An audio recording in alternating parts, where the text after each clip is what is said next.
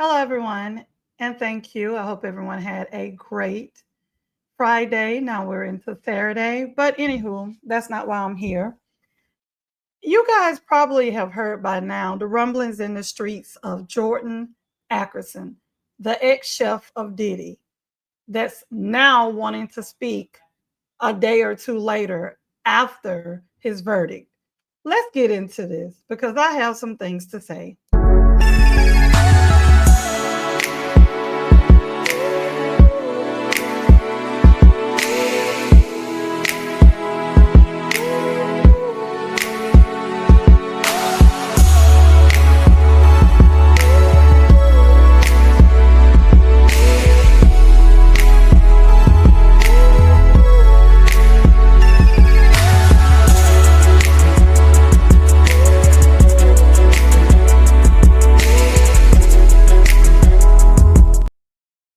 Dun, dun, dun, dun. Y'all know I like to put my little 2 cents in.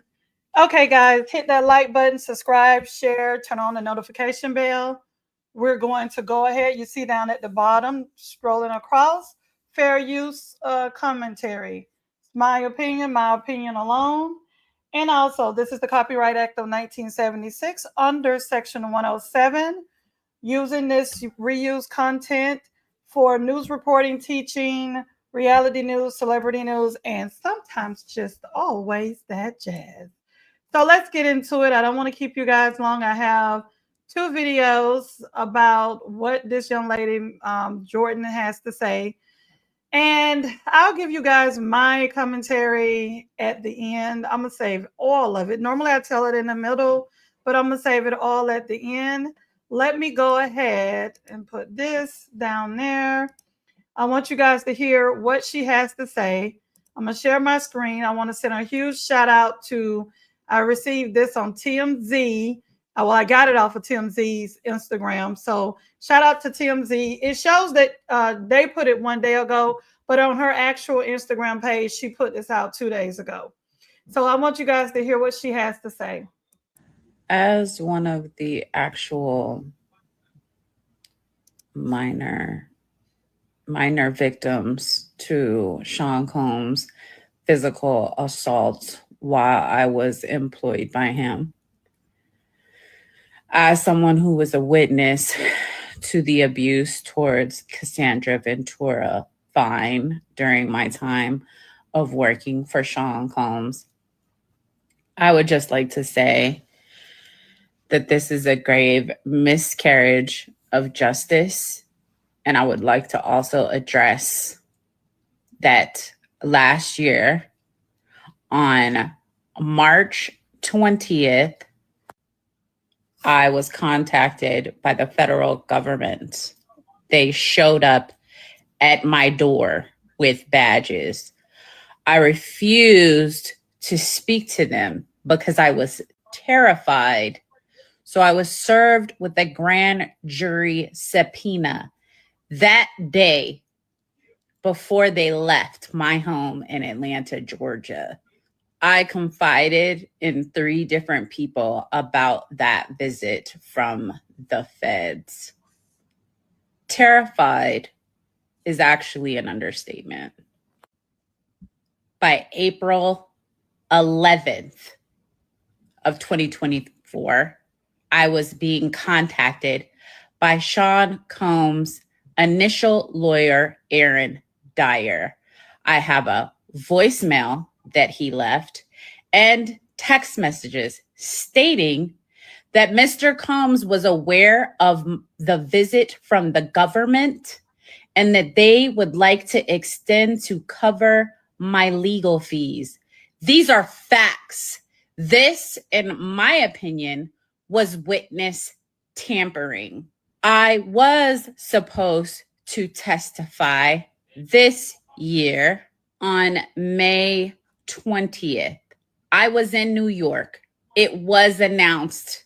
It was on CNN that I was supposed to be testifying, and I was pulled because I flipped out on the government. These are also facts. I want to be very clear. as a victim, as a former employee of Sean Combs, I do not feel safe. I am extremely traumatized. I do not know where to go from here. I did submit my own letter to the judge. I stand by everything that I said. I knew that he beat Cassie Ventura fine in 2009. I know that she was dragged from the vehicle, okay? I know that I saw her 2 days later at the London hotel when me and one of his assistants brought her a bag, okay? This was a miscarriage of justice. And beyond any of this, I don't really have anything more to say, and I really don't know where to go from here. Just know that I am terrified and I am traumatized. Okay, first and foremost, my girl, what I said I was going to wait to the end, but I'm going to say what I have to say now. Jourdan, first of all, you can use the pronunciation of keywords terrified and traumatized. But what you probably will not be receiving is financial rise. Listen, for me, I'm not going to say what happened to her, what didn't happen to her, but this is my thing. If you were feeling that way, first and foremost, just because his attorney called you, I don't feel that was coercion, because if that was the case, he wouldn't have had the attorney. He would have had somebody else that's more scrupulous and come at you a different way. So when they gave you a call, why you didn't turn around and go to the feds and say, I feel like it's witness tampering or whatever? How is it witness tampering when you had already stated that you were not going to participate or be a witness, even when, and that's the reason why you said out your own mouth that they came that day, and they also probably knew you were not going to testify. My thing is, then you're stating that you were in New York and you were stating that you were pulled. That has nothing to do with the defense. If the prosecution felt like you were a strong enough witness, they most definitely would have put you down, put you on there if you were there. Everything that you're stating has already been said. And I don't feel that I don't feel anything that you would say as a witness would have made any difference to, because they had other people come up there. You wasn't the only witness. So I feel like, for me, what you're trying to do, if you guys listen to her and listen to the pitch of her voice go louder, she's trying to, and she keeps saying, I don't know where to go from here. Okay. The only way you're trying to go is to get money. It's such a long line of civil cases. You might as well get in line. My thing is, if you're so afraid, you didn't want to be a witness, if you didn't want to do anything, why not stay silent and move in silence and move in the background? You didn't have to come on here and say nothing to no one. We all knew about you. We all knew that you wrote a letter to the judge. There's nothing that we don't know about that. So everything that you're telling us, we know. You didn't tell us anything that we did not know. We've already known this stuff. So what I'm saying is, we already know Diddy is a monster. We already know all this stuff. The verdict is in. There's nothing you can say that's going to change this. But I feel like, don't be surprised, guys. There will be, from what I can see, allegedly, she's going to try to do a civil case. But I can tell you, this is not going to go anywhere, because at the end of the day, like these people saying here, I'm just going to show you what they're saying on the screen. You see the Candy said, girl, bye. One person said, but you never said nothing. Another person said, yeah, I could tell by the way you're relaxing that you're so afraid. Another, if you don't feel safe, why are you online? Another, we We see something, say something. See something, say something. You went a year in silence, girl. Bye. Said that it's a lot of women coming for her in his comments. They're not coming for her. They are just seeing the pile of minutia. Let's say, good idea to post this. Very smart. And if you're afraid of someone, why post this? You're not, the only thing that you told us differently is that his attorney called you. Okay, Jane Doe was being represented by an attorney he paid for, and he was still paying her rent. I just feel like you're trying to get on the bandwagon now. Maybe you were told you couldn't talk. Maybe, I don't know. But like I said, this was 2 days ago. So now, since she's seeing all the backlash and seeing what a lot of people have to say, I went to her page on Instagram. This is her page, the Jourdan, what did it say? The Jourdan Chatham. I don't know what the heck that is, and really don't care. But anywho, let me put this up here. Let me share this. This was she did this a day ago. And this is basically a response to, she actually did this 8 hours ago. And this was in a response to what everybody, I guess, had to say. So let me go ahead and let her play. Why is it not sharing? Let me try to share it again. Okay. Is it showing? Yeah. All right. Hey, it's me again.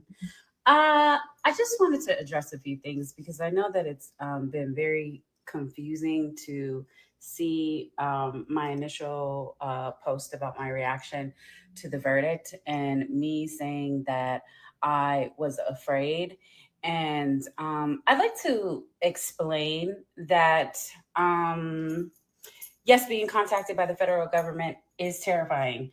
The fact that their visit happens on March 20th. And by April 4th, really, I was made aware that Sean Combs already knew about that visit, even though I declined to speak to the feds when they came. That's why I was served with the grand jury subpoena. So my thing is everyone's like, oh, that's not witness tampering, that his lawyers were trying to pay your legal fees. Now riddle me this. If someone has assaulted you in the past and they threatened your life because you know about them brutally assaulting the person that they are with, that's at the center of the case, why would you be offering to pay my legal fees? Hold up. Allegedly, what I'm about to say is allegedly. You're acting like when he allegedly put his hands on you, from what multiple people are stating, you didn't even leave. And if he put his hands on you even after you left, why didn't you file a report? Why didn't you file a police report or anything? The only legs that you have to stand on is if Jane Doe wouldn't have been represented by him. I'm not saying that he may have not been trying to get you to talk, but what I'm stating is that he probably felt that you didn't have the money to represent yourself and you're in this situation because of him. And maybe he's also trying to get you not to talk. I don't know. This is my opinion and allegedly. But I still don't feel like now all of a sudden you're on this press or your own press tour and you're coming back and coming out. Me personally, if I haven't said anything all this time, I would have kept it to myself. If you wanted to go file a civil case, file your civil case, move in silence. If I'm afraid of someone, I'm not going to get on a platform and talk and say all these things. I'm going to move in silence. And then once I file my case and everything is coming out, I'll start saying, hey, I want to put myself out here because I want to make sure I'm safe. I filed this case against him. And I just want to make sure if anything happens to me, I want everybody to know I filed this case. That's what I would do. But hey, you are you and I'm me. Moving on. Riddle me that, okay? And I wasn't responding. So there are text messages, and I do have voicemails from that lawyer too, because they were trying to reach me. And now, in the interim of me not responding, my car was mysteriously broken into. It's a smash and grab in this city, but my car, the alarm system was disabled, and the contents of my glove compartment and my middle console, everything that was identifying me was taken out and neatly placed on my passenger seat like a serial killer. And I immediately filed a police report and stated in that police report that the feds were at my house 2 weeks before, and that I believe that this was witness tampering and intimidation. And I still do believe it. So for everyone saying, oh, he's not thinking about you. Oh, he's not going to do anything to you. Oh, nothing's going to happen to you. Oh, you're being dumb because now you're saying where you're at. He knows where I'm at. He been knew where the fuck I was at. So there's those details. And maybe that's the only thing where anything to do with me and I have to say is alleged, because I don't have proof that he made people do that. And I believe that he did because he wanted to control my interview with the government.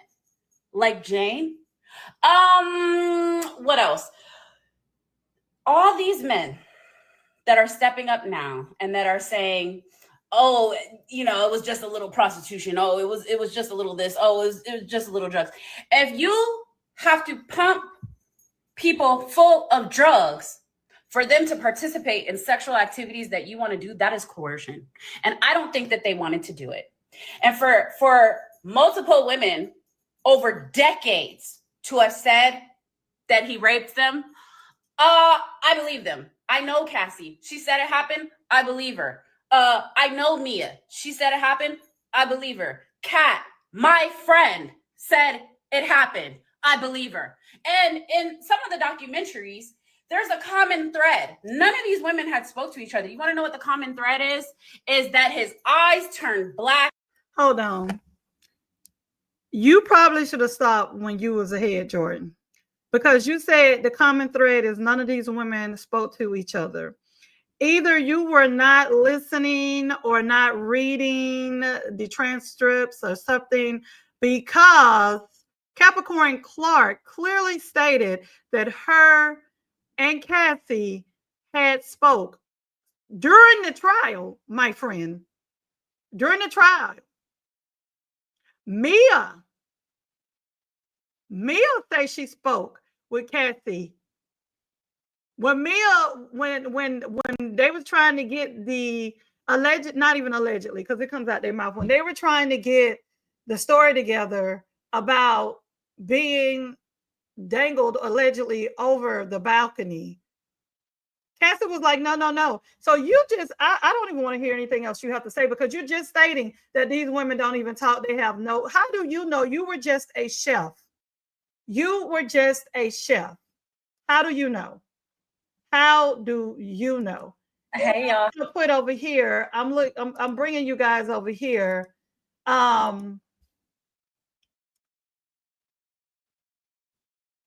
I don't know what she went through, but my thing is Capricorn Clark and who else? Capricorn Clark, Mia, all these people, my thing is, why would he blow up? I'm not wrong word. Why would he continuously call, who was it? Capricorn, I think. I don't know who phone he called. There was so many of them. I don't know who phone he called. But why would he call her and not call you or have other people to call you? I'm just trying to figure that out, because if he found out that they came to your house but you didn't want to testify, but you still said that you went up there, all I'm saying is you guys can have your own opinion. All I feel is this woman is trying to get on to a gravy train. It sounds like she had grounds for, because I don't know if she was on a salary or how he was paying her hourly. I think it was hourly. But for the mere fact that you said you didn't want to testify, but then you ended up in New York, you evidently didn't have enough that the prosecution wanted to use you. If you were in New York, and I'm doing air quotes. So you can't blame that on the defense, blame it on the prosecution, on the federal government. So it's something about you that didn't want to put you on the stand. Okay? That's all I have to say. I'm going to be honest. She only knows what she knows.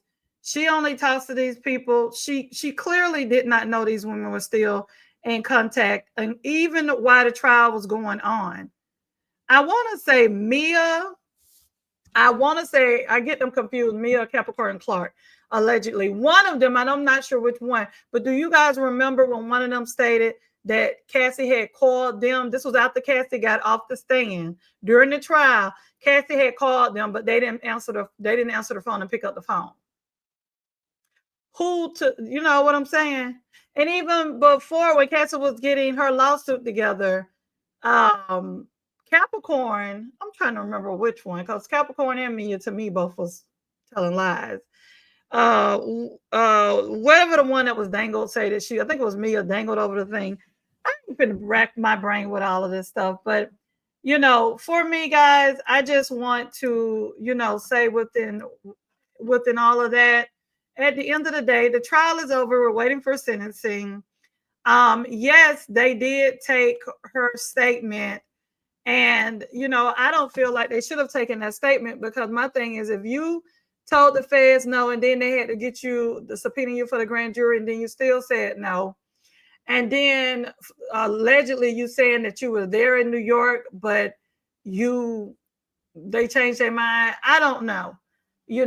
I feel a lot more is going to come out about who was witnesses, who were witnesses, but everything that she's stating, I don't see any new revelation. You talking about your car being tampered with and all that stuff? Come on. Come on.